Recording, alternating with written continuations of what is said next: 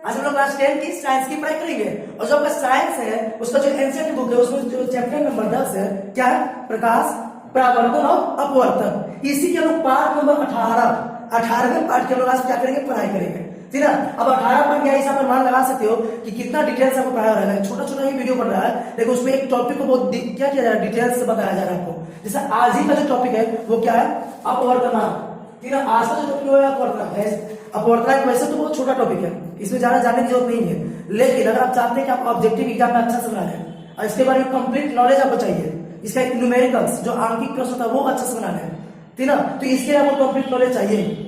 आप थोड़ा मोड़ा इसको खाली इसका डिफिनेशन और इसका फॉर्मूला याद करके सोच लोगे कि इसको हम बना लेंगे, इसको अच्छे से समझ गए, तो ये पॉसिबल नहीं है, ठीक है। इसका डिफिनेशन और इसका फॉर्मूला से आप न्यूमेरिकल नहीं बना सकते, इसके लिए आपको पूरा डिटेल्स आपको जानना जरूरी है। तो इसलिए आप क्या किए, अपवर्तनांक से जितना भी आपको नोट्स मिलना चाहिए वो सब नोट्स आप क्या किए, बोर्ड पे आपको लिख दिए। आपको करना क्या है कि जो भी नोट्स यहाँ पे बोर्ड पे लिखा हुआ है उसको अपने कॉपी में लिख लेना है। जिसके लिए करना होगा कि आपको सबसे पहले इसका जल्दी से स्क्रीनशॉट ले लीजिए, है ना, तुरंत इसका स्क्रीनशॉट लीजिए, तुरंत इसका क्या कीजिए, स्क्रीनशॉट ले लीजिए। इसको स्क्रीनशॉट लेने के बाद क्या कीजिएगा, कॉपी में लिख लीजिएगा। फिर हर एक वीडियो में इसी तरह से रहता है ना, इसी तरह से आपको नोट्स दिया हुआ रहता है, आपको उसका क्या करना होता है, स्क्रीनशॉट ले लेना होता है और कॉपी में लिख लेना होता है। इससे आपका क्या होता है, नोट्स आपको बनते हुए चला जा रहा है, ठीक है। आपको कोचिंग जाने की कोई जरूरत पड़ने वाला नहीं है। ऐसे भी अभी कोविड का माहौल चल रहा है, कोरोना का माहौल चल रहा है, बच्चे लोग क्या है कोचिंग जाने से कतरा रहे हैं, गार्जियन लोग भी बच्चों को कोचिंग भेजने से कतरा रहे हैं, तो उनके लिए अच्छा ऑफर है। फिर बिना कहीं कोचिंग गए हुए आपको पूरा नोट्स आपको मिल जाएगा। अब नोट्स ही नहीं, उसको अच्छे से समझा भी दिया जाएगा और जो भी आपको एग्जाम में क्वेश्चन आएगा वो आपको नोट्स में पूरा का पूरा मिल जाएगा, ये मेरी गारंटी है। तो मेरे यहाँ से स्क्रीनशॉट ले चुके होंगे, अब इसको लोग क्या करते हैं, समझने चलते हैं। तो चलिए समझते हैं कि अपवर्तनांक होता क्या है, फिर अपवर्तनांक क्या होता है। इससे पहले हम क्या पढ़ते हैं, अपवर्तन के नियम पढ़ चुके हैं, पर ना अपवर्तन का नियम पढ़ते हैं। तो अपवर्तन के नियम में जो दूसरा नियम था जिसको बोलते हैं स्नेल का नियम, है ना, आपको बताया है। जो पार्ट इसका 17 नंबर पार्ट है उसको लोग क्या पढ़ते हैं, अपवर्तन का नियम।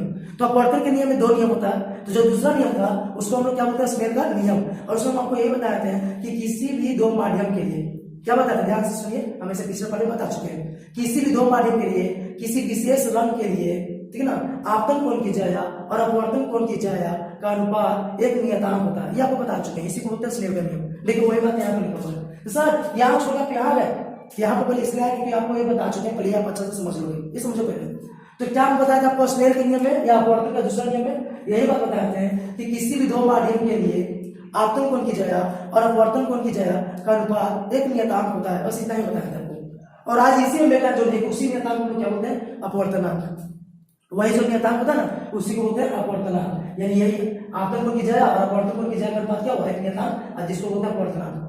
अपवर्तनांक को हम लोग एन से लिखते हैं, किससे लिखते हैं, एन से। स्मॉल अल्फाबेट का जो एन होता है ना उसी से हम लोग लिखते हैं अपवर्तनांक को, या म्यू से लिखते हैं, इसको म्यू पढ़ते हैं, क्या पढ़ते हैं, म्यू, म्याऊ नहीं पढ़ते हैं, म्यू पढ़ते हैं। ऐसे है ना, आपको लग रहा है कैसे लिखा हुआ, लग रहा है कि यू है और किसी को लग रहा है कि डबल है ना, तो सही समझ रहे हैं, उसी तरह का चीज है, ठीक ना। ये हम लोग का इंग्लिश अल्फाबेट का लेटर नहीं है कि हम लोग यू ऐसे लिखते हैं तो हो जाएगा, ये नहीं है, आपको ऐसे नहीं लिखना है, ऐसे ना। ये यू जैसा ही है लेकिन डबल एल यू को मिला दीजिए तो कैसा बनेगा, ऐसा होगा ना, होगा ना, वैसा ही है। इसको लोग पढ़ते हैं म्यू, क्या पढ़ते हैं, म्यू। बड़ी का कहीं कहीं अपवर्तनांक को ऐसे भी डिनोट किया जाता है, ऐसे ऐसे। अब ऐसे ये छोटी भी है, नहीं छोटी भी नहीं है, इसको पता क्या पढ़ते हैं, इसको पढ़ते हैं न्यू, इसको क्या पढ़ते हैं, न्यू। आ रहा समझ में। तो अपवर्तनांक को लोग तीन अक्षर से डिनोट करते हैं, कौन कौन से अक्षर, एक तो क्या अपना इंग्लिश अल्फाबेट स्मॉल है, नहीं, दूसरा हो गया क्या म्यू और तीसरा हो गया क्या न्यू, ठीक है। तो ज्यादातर आपको यही दोनों मिलेगा, एन और म्यू, ऐसे समझ रहे हैं। कर न्यू भी आपको कहीं देखने को मिल जाएगा, इसलिए हम इसको साइड में लिख के आपको बता दिए, क्लियर। इसको क्या पढ़ते हैं, न्यू। एबीसीडी का जो स्मॉल अल्फाबेट है वो भी ही है, लेकिन भी तो क्या किया गया, ऐसे मोड़ लिया गया, आगे समझे ना। इसको क्या पढ़ते हैं, न्यू। तो देखिए अब अपवर्तनांक का डिफिनेशन याद हो गया, ये पहले इसलिए बताया क्योंकि ये आपको पहले से मालूम है। तो अगर कोई पूछे कि अपवर्तनांक किसे कहते हैं, क्या बोलेगा, किसी भी दो माध्यम के लिए, किसी भी दो माध्यम के लिए क्या, किसी विशेष रंग के लिए आपतन कोण की छाया, आपको विशेष रंग तो लिखे नहीं है लेकिन हम अपवर्तन के नियम में लिख दिए थे। तो किसी भी दो माध्यम के लिए आपतन कोण की छाया और अपवर्तन कोण की छाया का अनुपात एक नियतांक होता है और इसी नियतांक को बोलते हैं अपवर्तनांक। अब अगर आपसे कुछ अपवर्तनांक किसे कहते हैं तो ये डिफिनेशन भी आप उसको बता सकते हो, ठीक है। एक और डिफिनेशन है जो यहाँ पर अब यहाँ से हम शुरू करते हैं। तो देखिए अपवर्तनांक का क्या डिफिनेशन होता है, और इस डेफिनेशन से भी क्या होगा ना, आपका बहुत सारा न्यूमेरिकल बनेगा। कौन कौन सा न्यूमेरिकल बनेगा हम इसी वीडियो में बताएंगे, ये साफ करने के बाद। इसलिए हम आपको बोलते हैं किसी स्क्रीनशॉट ले लीजिए, क्योंकि हम इसको थोड़ा देर में क्या करने वाले हैं, साफ करने वाले हैं। साफ करके फिर इसी का न्यूमेरिकल बताएंगे, कम से कम तो 3 या 4 न्यूमेरिकल जरूर बताएंगे इससे रिलेटेड। आ रहा समझे ना? तो ध्यान से आप वीडियो के साथ बने रहिए, आपको इसका न्यूमेरिकल जो इसका आंकिक प्रश्न होता है वो भी आप सीख लोगे। तो देखिए अपवर्तनांक एक और डिफरेंस क्या है, सिंपल सी बात, यहाँ बस आप यहाँ पर फॉर्मूला में क्या करा है, शून्य में प्रकाश की चाल, उस माध्यम में प्रकाश की चाल है ना, मतलब शून्य में प्रकाश की चाल और किसी माध्यम में प्रकाश की चाल के अनुपात को उस माध्यम का अपवर्तनांक कहते हैं। याद हो गया? इजी की लीजिए, बस ये आपने याद रखा तो ये अपने आप हो जाएगा। तो अपवर्तनांक किसे कहते हैं? अपवर्तनांक का एन क्या है ना, तो किसे कहते हैं? तो शून्य में प्रकाश की चाल, शून्य मतलब निर्वात, ठीक ना, तो शून्य में प्रकाश की चाल और उस माध्यम में प्रकाश की चाल के अनुपात को उस माध्यम का क्या बोलते हैं? अपवर्तनांक कहते हैं। याद हो गया? कोई दिक्कत? इसको किससे लिखते हैं जी? इसको म्यू या एन या फिर न्यू से भी लिखा जाता है। कोई दिक्कत? इसको निरपेक्ष अपवर्तनांक भी बोलते हैं, कहीं लिखा रहता है निरपेक्ष अपवर्तनांक। आ गया? चलिए आगे देखिए, ये भी चाल है, ये भी चाल है। चाल का यूनिट क्या होता है, किसको पता है? हाँ, चाल का यूनिट क्या होता है? मीटर पर सेकेंड, पता ही नहीं था? ये भी तो चाल है, इसका यूनिट क्या होगा? मीटर पर सेकेंड। अब ये यूनिट से ये यूनिट कट गया, तो अपवर्तनांक का कोई यूनिट होगा, कोई इकाई होगा जिससे हम लोग नापते हैं ना जी, किसी भी चीज को वजन को केजी में नापते हैं, है ना, किसी भी चीज को नापते हैं कि नहीं नापते हैं? तो अपवर्तनांक को किसमें नापेंगे? कोई यूनिट है? नहीं है। तो यहाँ पर यही लिखा हुआ है कि अपवर्तनांक जो है दो समान राशियों का अनुपात है। अपवर्तनांक जो है दो समान राशियों का अनुपात है, इसलिए इसका कोई मात्रक नहीं होता, इसका कोई भी मात्रक नहीं था। अब पूछ लेगा आपको एग्जाम में, यहाँ बहुत खास ऑब्जेक्टिव आपको मिलने वाला है। कौन सा ऑब्जेक्टिव है? यह पूछा जाएगा एग्जाम में कि बताइए निम्न में से कौन है अपवर्तनांक का मात्रक? अपवर्तनांक का मात्रक निम्न में से कौन है? Option number A ampere, option number B volt, option number C metre per second, option number D इनमें से कोई नहीं। क्या होगा? इनमें से कोई नहीं, या इसका कोई मात्रक होता ही नहीं है, पता है? तो समझ आ गया था? कोई दिक्कत? ये पॉइंट समझ आया? अपवर्तनांक का कोई भी मात्रक क्यों नहीं होता? कोई पूछ रहा क्यों नहीं होता? तो क्योंकि ये दो समान राशियों का क्या है? अनुपात है। क्योंकि ये दो समान राशियों का, दोनों समान चीज है ना, दोनों चाली है ना, दोनों समान राशियों का अनुपात है, इसलिए इसका कोई भी मात्रक नहीं होता। आ गया? दो एक ही जैसे चीजों का ये अनुपात है, इसलिए इसका कोई मात्रक नहीं होता। आपस में कट मर गया ना?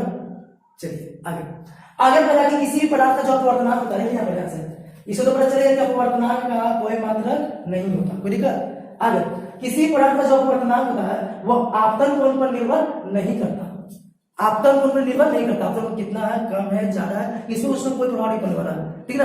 किससे प्रभाव पड़ेगा? तो पदार्थ की प्रकृति पे, मतलब जो माध्यम है ना, उस माध्यम के नेचर पे अपवर्तनांक निर्भर करता है। आगे समझ में? जो माध्यम है उस माध्यम के आप क्या करता है, ये उस माध्यम की प्रकृति नेचर, उस पर अपवर्तनांक निर्भर करता है। और प्रकाश के रंग पर, प्रकाश का रंग क्या है उस पर निर्भर करता है। तो कोई मुझे बताइए, प्रकाश के जो अपवर्तनांक है, किसी माध्यम का अपवर्तनांक किस पे निर्भर करता है? तो उसके प्रकृति पे और उसके रंग पे, प्रकाश के रंग पे। Okay clear? चलिए आगे। किसी माध्यम की प्रकाश की किरण, देखिए प्रकाश की किरण की दिशा बदलने की क्षमता कोई क्या बोलते हैं? अपवर्तनांक। मतलब जब एक माध्यम से दूसरे माध्यम में किरण गया ना, एक माध्यम से दूसरे माध्यम में किरण गया ना, तो ये दूसरे का माध्यम जो कितना उसको मोड़ देता है उसी को बोलते हैं अपवर्तनांक। आगे समझे ना? दूसरे का माध्यम जो है उसको कितना मोड़ देता है उसी को बोलते हैं अपवर्तनांक, उसी क्षमता को बोलते हैं अपवर्तनांक। वो पीछे पढ़ा है ना कि जैसे एक माध्यम से दूसरे माध्यम में किरण जाता है तो मुड़ जाता, इसी को तो बोलते हैं अपवर्तन। नहीं पता है अपवर्तन किसको बोलते हैं? तो जब किरण एक माध्यम से दूसरे माध्यम में जाता है तो अपने जो उसका असली पथ है, जो रियल पथ है, उससे थोड़ा सा मुड़ जाता है। मुड़ने की इसी क्रिया को क्या बोलते हैं? अपवर्तन, है ना। ये मुड़ने की जो क्षमता होता है, मोड़ने की जो क्षमता होता है, उसको क्या बोलते हैं? अपवर्तनांक। आ गया? परिकर अब जिस माध्यम का अपवर्तनांक जितना अधिक होगा, अपवर्तनांक जितना अधिक, अपवर्तित किरण उतना ज्यादा मुड़ेगा, उतना ही अधिक मुड़ेगा। जितना ज्यादा अपवर्तनांक होगा जिस माध्यम का, उतना ही जो किरण है उतना ही ज्यादा मुड़ेगा। अभी बोलेंगे जो जितना मुड़ेगा वही उसका अपवर्तनांक है, तो जितना ज्यादा अपवर्तनांक उसमें किरण उतना ज्यादा मुड़ेगा। परिकर आगे समझे ना? तो सबसे ज्यादा अपवर्तनांक होता है हीरा का, ठीक है। आगे होता है, देखिए यहाँ पे बताया कि सबसे ज्यादा अपवर्तनांक होता है हीरा का, तो सबसे ज्यादा प्रकाश की किरण किसमें मुड़ेगा? हीरा में। आ रहा समझे? परिकर चलिए आगे। ये तो आपको बता दिए। अब है वायु का जो अपवर्तनांक होता है लगभग ये होता है, अगर रियल में पूछा जाए तो 1.0003, 1.0003, ठीक है। ये होता है कि वायु का अपवर्तनांक जो लगभग क्या है? एक है जी। कोई दिक्कत? तो कोई पूछेगा वायु का अपवर्तनांक कितना होता है, क्या बोलेगा? 1 होता है, ठीक है। हीरा का अपवर्तनांक जो होता है वो कितना होता है? 2.42, जो सबसे अधिक होता है। सबसे कम होता है वायु का, सबसे कम अपवर्तनांक किसका होता है? हवा का। कितना? 1। और सबसे अधिक होता है किसका? हीरा का। कितना? 2.42। याद हो गया? सबसे अधिक अपवर्तनांक किसका होता है? तो हीरा का। कितना? 2.42। और सबसे कम होता है वायु का। तब ना हम लोग हीरा का यूज करते हैं अंगूठी से बनाने में। क्यों? क्योंकि किरणों को क्या करता है? ज्यादा अपवर्तन करता है उसमें। जो प्रकाश जैसे उसको पड़ता है ना, तो प्रकाश की किरणों को क्या करता है? ज्यादा अपवर्तन कर देता है। इससे क्या, उसको थोड़ा सा ज्यादा शाइनिंग रहता है, ज्यादा मतलब वो चमकता है। ऐसा समझे ना? चलिए आगे कहा कि जिस अधिक अपवर्तनांक वाला जो मीडियम होगा, अधिक अपवर्तनांक वाला जो मीडियम होगा उसको बोलेंगे सघन। उसको क्या बोलेंगे? सघन। अब कम अपवर्तनांक वाला जो मीडियम होगा उसको क्या बोलेंगे? विरल। अब सघन क्या था, विरल क्या था, लोग पिछले पाठ में जान चुके हैं, जानते ना? पीछे पाठ सघन विरल को अच्छे से पढ़ते नहीं। तो जिसका अपवर्तनांक अधिक उसको बोलेंगे सघन, और जिसका अपवर्तनांक कम उसको बोलेंगे विरल। बताइए जरा, हीरा सघन की विरल है? हीरा का तो सबसे अधिक है ना, तो हीरा क्या हो गया? सघन। कोई हवा क्या है? विरल। ऐसे आपको पता, पिछले पाठ हमको बताया था कि हवा विरलमानी होता है, तो हवा का अपवर्तनांक तो सबसे कम होता है। तो इससे आपको ट्रिक मिल गया कि अरे हवा होता है विरलमानी, हवा का अपवर्तनांक सबसे कम। ओ जिसका अपवर्तनांक सबसे कम वो विरल, मतलब जिसका अपवर्तनांक कम, अपवर्तनांक जिसका भी कम होगा वो विरल, जिसका अधिक होगा वो सघन। जैसे मान लीजिए कि दो मीडियम है, मीडियम ए मीडियम बी, है ना? अब मीडियम ए का अपवर्तनांक लिया 1.43, अब मीडियम बी का अपवर्तनांक लिया 1.444। अब बोलेगा बताइए कौन है सघन कौन है विरल? कौन है सघन कौन है विरल? तब आपको क्या पता है? जिसका अपवर्तनांक सबसे अधिक, इधर सबसे अधिक कौन है? ये ना, जिसका अपवर्तनांक सबसे अधिक वो हो जाएगा सघन। ये आपका हो गया सघन। क्यों सर? क्योंकि ये बड़ा है, इसका वैल्यू बड़ा है ना, तो ये हो गया सघन, ये हो गया विरल। ऐसा पता कर लोगे। अब ऐसा 3 को 4 को दे देंगे, मान लीजिए ए हो गया, बी हो गया, ऐसे मान लीजिए सी का मान लीजिए दिया 2.1। अब बताइए इसको में सबसे ज्यादा सघन माध्यम कौन है? तो सबसे सघन माध्यम कौन है? सी। क्यों? क्योंकि इसका अपवर्तनांक सबसे अधिक है। और सबसे विरल माध्यम कौन है? तो सबसे विरल माध्यम वो ए। क्यों? क्योंकि इसका सबसे कम है। अब बोलेंगे इसको चलिए असेंडिंग ऑर्डर में सजा दीजिए सघन के मामले में। तो सघन के मामले में असेंडिंग में सजाना, तो सबसे पहले लिखेंगे ये, फिर ये, फिर ये। नहीं, अच्छा विरल के मामले में असेंडिंग ऑर्डर में सजाइए, तो सबसे विरल कौन हो गया? तो सबसे ज्यादा विरल ये हो गया ना, तो सबसे पहले आएगा ये ना, फिर ये, फिर ये। कोई दिक्कत? तो ऐसा आपको एग्जाम में आ सकता है ऑब्जेक्टिव, ठीक है? कि इसमें से कौन सबसे सघन है कौन सबसे विरल है, बता सकते हो? कोई दिक्कत नहीं? चलिए ऐसे आपको समझना है कि जिसका अधिक अपवर्तनांक वो सघन, जिसका कम वो विरल। ये याद रखेगा, हीरा का अपवर्तनांक सबसे अधिक 2.42, वायु का सबसे कम 1। कोई दिक्कत? नेक्स्ट है कि जिस माध्यम का अपवर्तनांक कम होता है उसमें प्रकाश की चाल अधिक होती है। जिसका अपवर्तनांक कम उसमें प्रकाश की चाल अधिक। अब यही को देखिए, जैसे अभी हम देखते हैं कि हीरा, यही को देखिए हीरा का अपवर्तनांक कितना है, जिससे प्रकाश की चाल क्या होगा? कम होगा जी। कहीं जिसका अपवर्तनांक अधिक होगा, यहाँ देखिए जिसका अपवर्तनांक कम तो प्रकाश की चाल अधिक, उल्टा अपवर्तनांक कम तो प्रकाश की चाल अधिक। नहीं, ऐसे ही बताया कि अपवर्तनांक कम रहेगा तो सघन होगा कि विरल? तो अपवर्तनांक कम रहेगा तो विरल होगा जी। अपवर्तनांक जो है देखिए आखिरी अपवर्तनांक कम तो क्या होगा? विरल। अभी बताया नहीं था, अपवर्तनांक कम रहेगा तो क्या होगा? विरल। अब विरल में प्रकाश की चाल क्या होता है? ज्यादा होता है। पीछे क्लास में पढ़े नहीं पढ़े? विरल माध्यम में प्रकाश की चाल ज्यादा होता है, नहीं होता ज्यादा, इसमें प्रकाश की चाल अधिक होगा। चाल क्या होगा? अधिक होगा। तो ठीक है, आगे समझे? और जिसका अपवर्तनांक क्या होगा? अधिक होगा, तो उसका में प्रकाश की चाल क्या होगा? कम होगा। यानी हीरा में प्रकाश की चाल क्या हो जाएगा? कम। और हवा में प्रकाश की चाल सबसे अधिक होगा ना, सबसे अधिक हवा में, और सबसे कम किसमें होगा? हीरा में। क्लियर? कोई दिक्कत? ऐसा ऑब्जेक्टिव आप सीख रहे हो कि नहीं सीख रहे हो? सीख रहे हो ना? तो इसमें ऐसे जैसे माध्यम ए, माध्यम बी, माध्यम सी, ए का अपवर्तनांक कितना, बी का इतना, सी का इतना, किसमें प्रकाश की चाल अधिक है? तो प्रकाश की चाल अधिक है तो हमको देखना है अपवर्तनांक किसमें कम है। उल्टा ना, चाल और अपवर्तनांक उल्टा संबंध, उल्टा। ठीक है? कोई दिक्कत? चलिए नेक्स्ट, पानी का अपवर्तनांक होता है 1.33। इसका क्या मतलब है? इसका मतलब यह है कि जैसी हवा से किरण, हवा से जैसी प्रकाश की किरण पानी में जाएगा तो 1.33 गुना क्या हो जाएगा? उसका चाल कम हो जाएगा। आया समझ है? इजी के लीजिए, ये क्वेश्चन पूछ सकता है 2 नंबर में।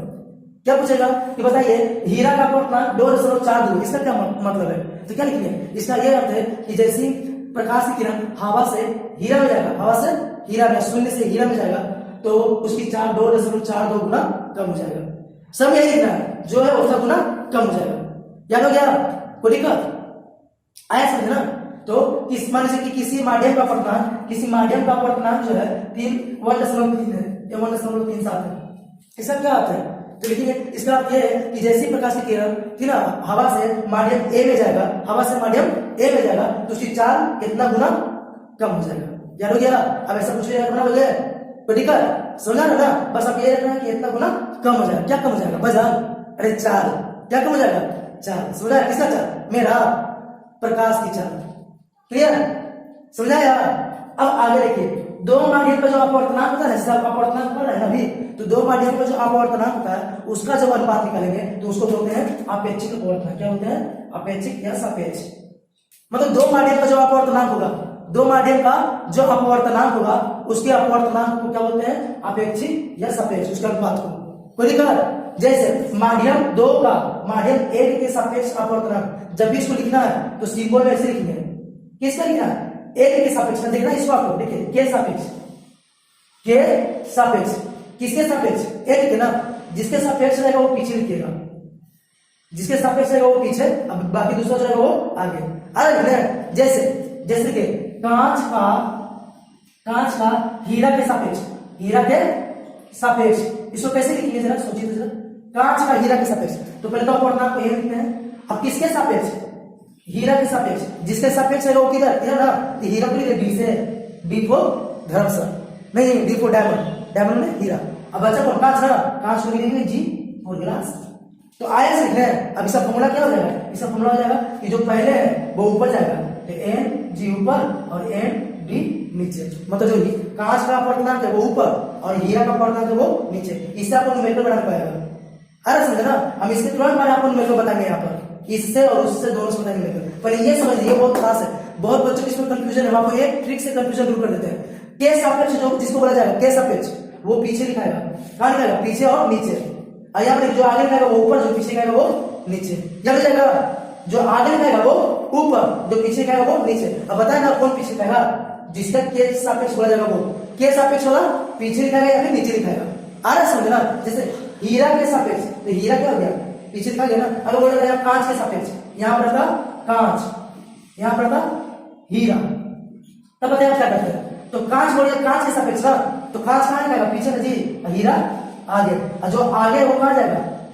ऊपर ना जी, और जो पीछे वो नीचे। कोई दिक्कत? तो इस तरह के आपको न्यूमेरिकल बना के दिखाते हैं। ये अगर आपको समझ आ गया, इससे जो न्यूमेरिकल बताएंगे ना, चुटकी भर आप बना लोगे। हमको बनाने से पहले आप आंसर बोलोगे, ठीक है? तो तरीके से चाहेंगे आप सॉल्व डायरेक्ट बटन पे आंसर बता दोगे नहीं। तो चलिए इसको साफ कर लेते हैं। मेरे आपको समझ में आ गया होगा अपवर्तनांक किसको बोलते हैं, इसका मात्रक क्या होता है? मात्रक तो होता ही नहीं कुछ। इसका फॉर्मूला क्या होता है ना? अपवर्तनांक किसी का कम होता है तो उसमें प्रकाश का चाल कम होता है कि ज्यादा होता है ना? कि अपवर्तनांक किस पे डिपेंड करता है, किस पे निर्भर करता है, वो मेरे आपको सब समझ में आ गया होगा। ये फिर से बोलेगा आपको, इसका स्क्रीनशॉट नहीं लिया हो तो अभी ले लीजिए, क्योंकि नोट्स इसका बहुत जरूरी है। ऐसे देख लिया आप खुद देख लिया, मेरी बातों को विश्वास मत कीजिए, आप खुद देख लिया यहाँ पर कि कितना सारे सब्जेक्ट पूछा जा सकता है ना। तो ठीक है, इसका जल्दी से क्या कीजिएगा, कॉपी में लिख लीजिएगा। और इसको साफ करना इससे रिलेटेड न्यूमेरिकल बताते हैं जो वो भी आपको एग्जाम में पूछा जाएगा। तो चलिए इसको साफ कर लेते हैं। तो फ्रेंड्स आप देख सकते हो कि आपके सामने 4 क्वेश्चन आपको बोर्ड पर लिखा हुआ है ना? 4 क्वेश्चन जो है 4 आंगिक प्रश्न है, जो अभी जो थ्योरी बताया गया आपको अपवर्तनांक, इसी से रिलेटेड आपको यहाँ पर लिखा गया है। अगर ये आप चारों क्वेश्चन ध्यान से देखते तो समझ लेते हो, तो आप क्या करोगे ना, इससे रिलेटेड कोई भी क्वेश्चन पूछ दे, कोई भी क्वेश्चन पूछ दे, आप चुटकियों में इसको सॉल्व कर लोगे, ठीक है? तो चलिए इसको सॉल्व करके लोग देखते हैं। तो यहाँ पर पहला क्वेश्चन कहता यही है कि कांच का अपवर्तनांक कितना है। जो आपको दिया है वो लिख लेंगे, जो दिया है वो लिख लेंगे। क्या लिखेंगे? लिखेंगे दिया हुआ है, क्या दिया हुआ है? कांच का अपवर्तनांक को लिखते हैं एन, लिखते हैं। और किसका? कांच को लिखेंगे जी। अपवर्तनांक कांच का कितना है जी? 1.6। कोई दिक्कत? आगे लिख रहा है कि हीरा का अपवर्तनांक 2.4 है। हीरा का अपना एन लिख है कितना? 2.4।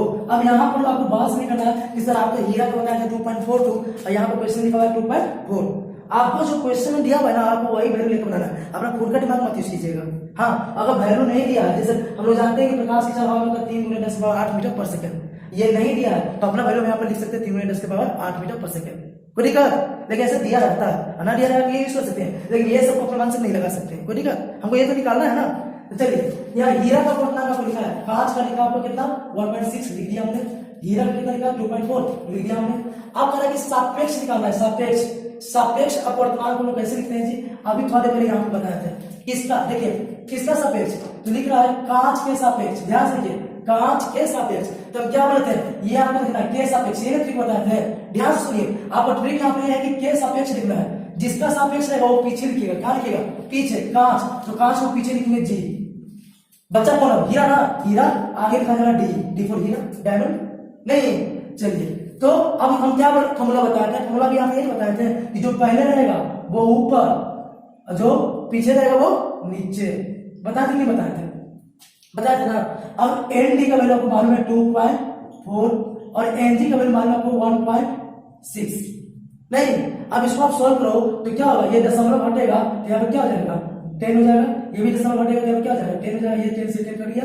अब 8 से 2 में, 8 से 3 बार में, मतलब आपको वैल्यू आ रहा है 3/2 यानी 1.5। अब यहाँ क्या मीटर से लिख लीजिए? आपको पहले पता है ना, अपवर्तनांक का कोई यूनिट होता है क्या? अपवर्तनांक का कोई यूनिट नहीं होता है। मीटर से मीटर आप नहीं लिखिएगा, कुछ नहीं लिखिएगा, बस 1.5। ये आपका हो गया पहला का आंसर।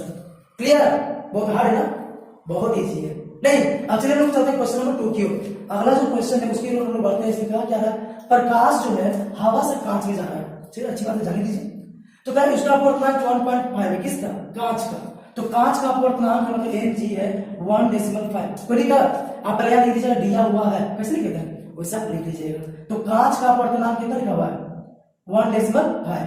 आगे लिख रहा है कांच में प्रकाश का वेग ज्ञात करना है। कांच में जो है प्रकाश की चाल निकालना है, मतलब कांच में प्रकाश की चाल हमें नहीं पता, हमको यही तो निकालना है। चलिए, कांच में प्रकाश की चाल निकालना है। हवा में प्रकाश की चाल दिया हुआ है, हवा में प्रकाश की चाल, हवा में प्रकाश की चाल कितना दिया हुआ है? 3 गुने 10 के पावर 8 मीटर पर सेकेंड। कोई दिक्कत? तो हमको ये निकालना है। कांच में प्रकाश की चाल नहीं मालूम, इसको भी मान ले क्या?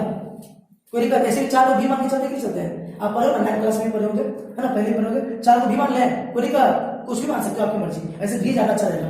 और हवा में प्रकाश की चाल को सी मान ले, हवा में प्रकाश की चाल को सी। कोई दिक्कत? तो हम लोग अपवर्तनांक को हम लिखेंगे, हम जानते हैं। हम क्या क्या जानते हैं जी? हम बहुत कुछ जानते हैं। नहीं, क्या क्या जानते हैं? हम ये जानते हैं कि अपवर्तनांक बराबर होता है क्या?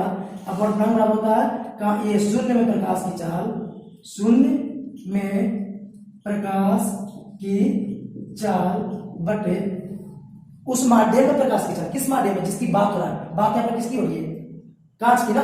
तो याद रखिए, कांच में प्रकाश की चाल। कोई दिक्कत? यहाँ पर ज्यादा दिमाग लगाने की कोई जरूरत नहीं। जो आपको दिया वो लिख दिए, यहाँ पर अपना कुछ भी माइंड यूज किए नहीं यूज किए। अब ये फॉर्मूला हम जानते हैं वो लिख दिए, कुछ किए जो फॉर्मूला जानते हैं अभी पढ़ेंगे वो फॉर्मूला। अपवर्तनांक बराबर ही होता है, लिख दिए। अब हमको अपवर्तनांक मालूम है ना? नहीं मालूम? 1.5 यहाँ लिख सकते हैं 1.5। कोई दिक्कत? अब शून्य में प्रकाश की चाल, शून्य मतलब यही हवा, तो शून्य में प्रकाश की चाल कितना जी? 3 गुना 10 के पावर 8। ये ना शून्य में प्रकाश की चाल। कोई दिक्कत नहीं। अब कांच में प्रकाश की चाल, कांच में प्रकाश की चाल कितना है जी? नहीं मालूम, उसको क्या कीजिए? भी। कोई दिक्कत? आ रहा है समझ में? चलिए, अब हमको इसको सॉल्व करने तो आता ही है। ये भी यहाँ पर डिवाइड में इधर जाएगा, क्या हो जाएगा? मल्टीप्लाई ना। यानी 1.5 गुना भी इक्वल टू 3 इंटू 10 के पावर 8। ये ना, अब ये गुना में उड़ा जाए तो क्या हो जाएगा? भागा है ना। ये तो मीटर पर सेकेंड है। चलिए, गुना में उड़ा जाए तो भागा में, तो भी बराबर कितना गया? 3/1.5 गुने 10 के पावर 8 मीटर पर सेकेंड। ये ना, अब 1.5 से 3 में भागा कीजिए, कितना जाएगा? 2 होगा ना। आपको तो सब करना था, 2 में कट जाएगा, तो 2 गुना 10 के पावर 8 मीटर पर सेकेंड। तो देखिए, ये चाल निकल गया किसका? प्रकाश का। किसमें? कांच में, ठीक है ना। और चाल को किसमें लिखते हैं? मीटर पर सेकेंड में लिखते हैं, नहीं लिखते हैं? आपको भी पता है ना कि चाल को किसमें लिखते हैं? मीटर पर सेकेंड, यानी कि मीटर पर सेकेंड निकल गया ना। 2 गुने 10 के पावर 8 मीटर पर सेकेंड है कांच में प्रकाश की चाल। तो समझ में आ गया? तो इस तरह से आपको पूछा जा सकता है, ठीक ना। और बहुत इजी है, आपको जोड़ नहीं करेगा, अपवर्तनांक दिया हुआ रहेगा। ऐसा जब भी कोई से पूछेगा ना, तो आपको अपवर्तनांक दिया रहेगा, आप अपवर्तनांक यहाँ पर लिख लीजिएगा। फिर जिस माध्यम में प्रकाश की चाल निकालना होगा उसको आप कुछ भी मान लीजिए, भी मान लीजिए, ठीक है। और शून्य में प्रकाश की चाल आपको दिया हुआ रहेगा। तो बस ये फॉर्मूला आपको पुट करना है और यहाँ से बना लेना है। कोई दिक्कत? अगर मान लीजिए कि अपवर्तनांक आपको नहीं दिया, ध्यान से सुनिए, अपवर्तनांक आपको नहीं दिया, ठीक है। कांच में प्रकाश की चाल दे दिया, कांच में प्रकाश की चाल दे दिया। जैसे यहाँ पर देखिए, यहाँ पे एक और क्वेश्चन, यानी यहाँ पर आपको 4 नहीं 5 क्वेश्चन बता रहा है, 4 नहीं 5। मान लीजिए आपको दे दिया है क्या कि भी दे दिया, भी मतलब कांच में, मान लीजिए कांच में प्रकाश की चाल कितना आया था? 2 गुने 10 के पावर 8 मीटर पर सेकेंड, ये आपको क्वेश्चन दे दिया है, ठीक है। और शून्य में प्रकाश की चाल ये भी आपको दे दिया है। तो कह रहा है कि अपवर्तनांक निकालिए। क्या कर रहा है? अपवर्तनांक निकालिए। तो अपवर्तनांक बराबर क्या फॉर्मूला होता है? शून्य में प्रकाश की चाल, शून्य में मतलब कौन? ये ना, बटे यहाँ पे मीटर पर सेकंड बटे उस माध्यम में प्रकाश की चाल, ये ना जी। अब देखिए ये से कट दिया और 2 से 3 कट दिया, कितना बन गया 1.5 बना। ये तो मीटर पर सेकंड हट जाएगा ना। पहले बताया था अपवर्तनांक का कोई यूनिट नहीं होता, बताया ना अपवर्तनांक का कोई यूनिट नहीं होता, तो यहाँ पर आ गया अपवर्तनांक। यही था क्या अपवर्तनांक, ये था। तो 5वां क्वेश्चन समझ आ गया आपको? आया ऐसा क्वेश्चन रहेगा, लिख लीजिए, हम बोल रहे हैं, अगर नहीं समझ आया तो ऐसा रहेगा कि यदि कांच में प्रकाश की चाल इतना है और शून्य में प्रकाश की चाल इतना है तो कांच का अपवर्तनांक निकाले। तो आपको इस तरह से बनाना है, बन जाएगा। पहले लिखेंगे कांच में प्रकाश की चाल बराबर इतना, शून्य में प्रकाश की चाल बराबर इतना, और अपवर्तनांक वाला जो फॉर्मूला था लिखेंगे शून्य में प्रकाश की चाल बटे कांच में प्रकाश की चाल। अब काट करेंगे, बन जाएगा। तो उम्मीद है आपको समझ में आ गया होगा। अब हम बढ़ते हैं क्वेश्चन नंबर 3 की ओर। इससे पहले इसको साफ कर लो ना, तो जल्दी से आप क्या कीजिए, स्क्रीनशॉट ले लीजिए। और स्क्रीनशॉट क्यों लीजिएगा, आपको बनाने आ गया ना जी, तो खुद से बना लीजिए ना। आप उसका स्क्रीनशॉट लीजिए, वो बुक लिखिए और उसको बनाइए, ठीक ना, उसको बनाइए और प्रैक्टिस कीजिए। उम्मीद है आपको समझ में आ गया होगा। चलिए क्वेश्चन नंबर 3 की ओर बढ़ते हैं। तो फ्रेंड्स क्वेश्चन नंबर 3 की ओर बढ़ते हैं, ठीक ना। क्वेश्चन नंबर 3 में क्या करा, 3 में ये करा कि कोई किरण है, प्रकाश की किरण, कोई किरण नाम की लड़की नहीं जो हवा से हीरा में घुस रही है ना, कोई लड़की हवा में घुसेगी क्या? तो कोई किरण है, प्रकाश की किरण जो हवा से हीरे में जा रही है, और हीरा का अपवर्तनांक लिया 2.42, तो हीरा का अपवर्तनांक लिख सकते हैं MB 2.42। को लिखा, आपको लिखा है हीरा का अपवर्तनांक 2.42। यहाँ पर कोई दिक्कत है यहाँ पर? नहीं।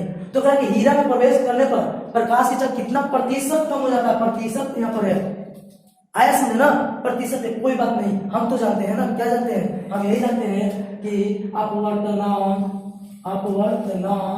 बराबर शून्य में प्रकाश की चाल बटे, या हीरा की बात हो रहा है तो हीरा लिखेंगे, हीरा में प्रकाश की चाल। कोई दिक्कत? अब शून्य में प्रकाश की चाल मान लीजिए C, कोई दिक्कत है? नहीं ना। अपवर्तनांक को दिया हुआ है 2.42, और हीरा में प्रकाश की चाल कोई वैसे लिख लीजिए, हीरा में प्रकाश की चाल, या भी मान सकते हैं, था ना कि भी मान लेते हैं। कोई दिक्कत? शून्य में प्रकाश की चाल को C मान लीजिए, और हीरा में प्रकाश की चाल को भी। कोई दिक्कत इससे? तो चलिए इसको सॉल्व कीजिए, भी यहाँ पर आ जाएगा सॉल्व करेंगे तो, और 2.42 कहाँ आ जाएगा, यहाँ पर आ जाएगा ना। अगर डेसिमल यहाँ पर हटाते हैं तो क्या हो जाएगा, ऊपर 100 हो जाएगा, नीचे 242, यहाँ C। कोई दिक्कत? नहीं समझ आया? कैसे? तो पॉइंट हटाते हैं तो ऊपर 1 लेते हैं, 2 अंक तो 2 जीरो। अब 242 से 100 में आप डिवाइड कीजिए तो 0.41C ये आएगा। अब भागा दे दीजिए ना, डिवाइड कीजिए 242 से 100 में तो 0.41C ये आपको आ गया। कोई दिक्कत? अगर आप इसको प्रतिशत में चेंज करो तो प्रतिशत में चेंज करो तो 41% आता है। प्रतिशत में चेंज करना आता है डेसिमल को? कैसे करते हैं? नहीं आता है, नहीं आता तो हम आपको सिखाते हैं। अगर डेसिमल का आपको परसेंटेज में चेंज करना आता है ना तो गुना 100% करते हैं, ऐसे पढ़ेंगे आप लोग पहले के क्लास में 5, 6 में पढ़ेंगे, ठीक है। अब यहाँ डेसिमल हटेगा तो नीचे क्या आएगा, 1, 2 के तो 2 जीरो, 2 ऐसे करके कितना आ गया 41% का। तो मतलब क्या कि 41% चाल इसका चल रहा है किसमें? हीरा में। तो क्वेश्चन क्या पूछा जा रहा है, ये पूछा जा रहा है कि कितना परसेंट कम होगा। तो कोई भी अपने आप में कितना परसेंट होता है, 100%। कोई भी चीज अपने आप में कितना परसेंट होता है, 100%। तो 41% चार्ज उसमें है तो कितना परसेंट कम हो गया होगा, कितना परसेंट कम हो गया होगा? तो देखिए अतः हीरा में प्रकाश की चाल, कोई भी अपने आप को 100% होता है तो 100% में 41% घटा दीजिए, आप आएगा 59। कितना आएगा? 59। तो प्रकाश की चाल 59% से कम हो जाती है। क्लियर है कि नहीं क्लियर है? हाँ या ना? कोई दिक्कत? कोई हार्ड है?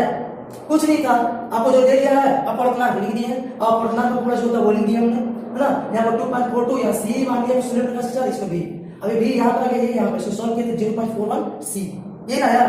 तो इसका मतलब इसको अगर हम परसेंट में चेंज करते हैं, इस तरह से परसेंट में चेंज किया जाता है तो 41% है, तो 41% चांस ये चल रहा है उसमें, किसमें? हीरा में चल रहा है ना। तो कितना परसेंट कम हो गया?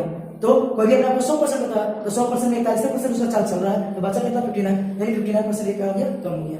तो जब भी आपको प्रतिशत वाला रहेगा तब इस तरह से बनाओगे, कोई दिक्कत? जब भी प्रतिशत वाला रहेगा आपको इस तरह से बनाना है। और लास्ट क्वेश्चन है क्वेश्चन नंबर 4, उसमें देखिए यहाँ पे एंगल की बात कर रहा है कि कोई भी किरण जो है 45 डिग्री का आपतन कोण बनाती है। आपतन कोण को बोलते हैं आई, पता नहीं पता है आपतन कोण क्या बोलते हैं? आई।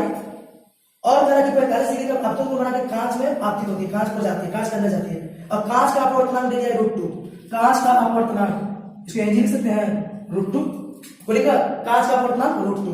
तो कह रहा है निकालना क्या है, तो अपवर्तित किरण और अभिलंब के बीच का कोण, अपवर्तित किरण और अभिलंब के बीच के कोण को क्या बोलते हैं जी? अपवर्तन कोण। पता है नहीं पता है? अपवर्तित किरण और अभिलंब के बीच को क्या बोलते हैं? अपवर्तन कोण। कहीं कहीं लिखेगा अपवर्तन कोण निकाले तो और इजी हो गया ना, कहीं कहीं लिखेगा अपवर्तन कोण निकाले तो इजी है, और कहीं कहीं इस तरह से लिखेगा कि अपवर्तित किरण और अभिलंब के बीच का कोण निकाले तो आपको समझ जाना है क्या अपवर्तन कोण। तो हम लोग पढ़ रहे हैं क्या? पढ़ रहे हैं अपवर्तनांक का डिफिनेशन पढ़ रहे हैं, या फिर स्नेल का नियम का, स्नेल का नियम का भी एक डिफिनेशन था ना अपवर्तनांक का। क्या था कि हम ये पढ़ते हैं कि एम जी बराबर साइन आई बटे साइन आर। पढ़े कि नहीं पढ़े? ये पढ़े कि आपतन कोण की जया और अपवर्तन कोण की जया का अनुपात एक नियतांक होता है, उसी नियतांक को बोलते हैं अपवर्तनांक। नहीं, आपतन कोण की जया और अपवर्तन कोण की जया का क्या होता है? एक नियतांक होता है, उसका अनुपात, उसी को बोलते हैं अपवर्तनांक। तो ये फॉर्मूला भी आपको बताया था थोड़े पहले, यहाँ बताया नहीं बताते हैं, तो इसी फॉर्मूला पर हमको चलना है। यहाँ एम जी कितना दिया है? √2 √2 साइन आई का मान कितना? 45, तो साइन 45 बटे साइन आपको दिक्कत नहीं। चलिए इसको सॉल्व करते हैं। तो देखिए √2 का √2 आ गया। अब साइन 45 का वैल्यू निकालोगे ना, तो साइन 45 का वैल्यू कितना था? 1/√2। साइन 45 का वैल्यू कितना था? 1/√2 लिख दिया हमने, और साइन आर का साइन आर बन गया। कोई दिक्कत नहीं ना? अब देखिए यहाँ सब त्रिगो सीख रहे हैं, हम सिखा रहे हैं फिजिक्स और साथ में त्रिगो भी सिखा रहे हैं। सीख लीजिए त्रिगो। 10th क्लास में आपको त्रिकोणमिति का एक मैथ होता है, इस हम लोग एंगल में सिखाते हैं। देखिए ये भी त्रिकोणमिति में ऑब्जेक्टिव में पूछा जाता है एंगल निकालने के लिए। देखिए अब सिखा रहे हैं कैसे। ये गुना जब है ना, तो √2 से √2 में गुना होगा क्या होगा? 2 साइन आर बराबर 1। कोई दिक्कत? 2 साइन आर बराबर 1। अब ये 2 गुना में हो जाएगा तो क्या हो जाएगा? भाग में जाना, साइन आर बराबर 1/2। कोई दिक्कत नहीं? पता चला 1/√2 कहां से लिखते हैं? साइन 45 का मान होता है 1/√2। ठीक है, साइन 45 का मान होता है 1/√2। चलिए अब साइन आर की जगह साइन आर, अब 1/2 आपको चेक करना है कि त्रिकोणमिति में 1/2 किसका किसका वैल्यू होता है। तो ऐसे तो 1/2 बहुत चीज का वैल्यू होता है, cos 60 का भी होता है, sin 30 का भी होता है। तो हम यहाँ पर cos 60 नहीं लिखने वाले, यहाँ sin 30 का वैल्यू होता है। किसका वैल्यू होता है? sin 30 का। तीसरी जगह sin 30 लिख सकते हैं। कोई दिक्कत? समझिए जरा ध्यान से। वो 1/2 त्रिकोणमिति में बहुत सारी चीजों का वैल्यू होता है 1/2। हम बहुत सारी चीज यहाँ पर नहीं भरेंगे, यहाँ sin है तो sin भरेंगे, cos है तो cos भरेंगे, जो रहेगा वही भरेंगे। आप यहाँ देखिए, आप ऐसे समझ लो कि sin से sin कट जाएगा, लेकिन कटता नहीं है, मान लो। देखिए sin की जगह sin हो गया, r की जगह कितना है? 30, तो r की जगह कितना आ गया? 30। यही निकाला को या अपवर्तन कोण निकालिए, r बराबर कितना हो गया? 30 डिग्री। किस तरह से आप बना सकते हो? कोई दिक्कत? तो ये त्रिकोणमिति का मैथ है आपको, इस तरह से आप इसको सॉल्व कर सकते हो। भाई आपको मालूम होना चाहिए साइन 45 से कितना होता है, साइन 30 से कितना होता है, ये आपको मालूम होना चाहिए। अगर नहीं मालूम है तो आप त्रिकोणमिति से मालूम कर सकते हो। ठीक है, तो इस तरह से क्वेश्चन आपको पूछा जाएगा। आपको 4 नहीं 5 तरह के क्वेश्चन आपको बता दूं, बताया 5 तरह के। आपको करना क्या है कि 5 तरह के क्वेश्चन को लिख लेना है और उसको प्रैक्टिस करना है। प्रैक्टिस करके देख लेना है कि आप बना पाते हो कि नहीं बना पाते हो। हमको पूरा विश्वास है कि अगर आप वीडियो को सही से देखोगे तो उसको बना ही लोगे और एक बार में बना लोगे। ठीक है, और मिलते हैं हम अगले वीडियो में। अगले वीडियो में बहुत सारी चीज बनाना बाकी रह गया, प्रिज्म, लेंस और भी बहुत सारी चीजें, लेंस सूत्र सब, तो हम अगले पार्ट में बताएंगे। आज कितना है, धन्यवाद।